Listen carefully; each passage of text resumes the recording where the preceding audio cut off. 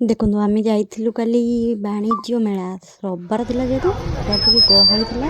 First ଯାଇଥିଲୁ ସେଠି ଗୋଟେ ଥିଲା କ'ଣ କହିଲେ ପୂଜା ସାମଗ୍ରୀ ମାନେ ଧୂପକାଠିର କେତେ ଗୁଡ଼ାଏ ଭେରାଇଟି ଅଛି। ତା ସହିତ ସପ୍ ଗୁଡ଼ାକ ଅଛି ପୁରା ଏଗୁଡ଼ା ହୋମମେଡ଼୍ ମାନେ ନିଜେ ମାନେ ବନେଇକି ବିକୁଛନ୍ତି। ନେକ୍ସଟ ଆମେ ଯାଇଥିଲୁ ଏ ଯେଉଁ ବାଇ ଚଢ଼େଇ ବର୍ଷା ଏଗୁଡ଼ା ବଢ଼ିଆ ହେଇଥିଲା କିନ୍ତୁ ଏଇଟା ଘର ରଖନ୍ତିନି ବୋଲି ମୁଁ ଆଣିଲିନି କିଛି ବି। ତାପରେ ଗଲୁ ସମ୍ବଲପୁରୀର ବହୁତ ଭେରାଇଟି ଅଛି ଆଉ ସବୁଠୁ ଅଧିକ ସମ୍ବଲପୁରର ଅଧିକ ଷ୍ଟୋର୍ ହିଁ ଅଛି। ତାପରେ ଯେଉଁ ଅଛି ଫୁଲଦାନୀ ଗୁଡ଼ା ଛୋଟରୁ ପୁରା ବଡ଼ କରିକି ମାଳ ଭଳିଆ ହେଇକି ଅଛି ଘରେ ସଜେଇବି ମାନେ ବହୁତ ବଢ଼ିଆ ଲାଗେ ସେଭଳିକା ଅଛି।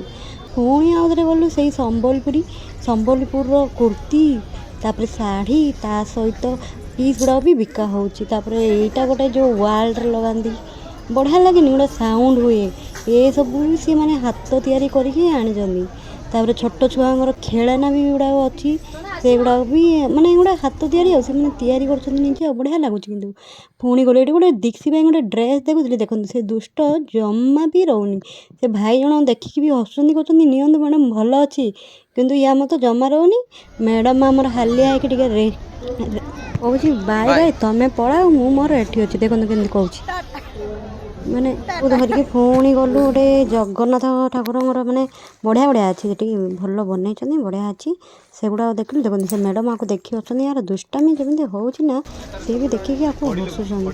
ପୁଣି ଆଉ ଥରେ ଗଲୁ ଗୋଟେ ଷ୍ଟଲ୍ ସେଇ ସମ୍ବଲପୁରୀ ସବୁଠୁ ଅଧିକ ସେଇ ସମ୍ବଲପୁରର ହିଁ ଆସିଛି।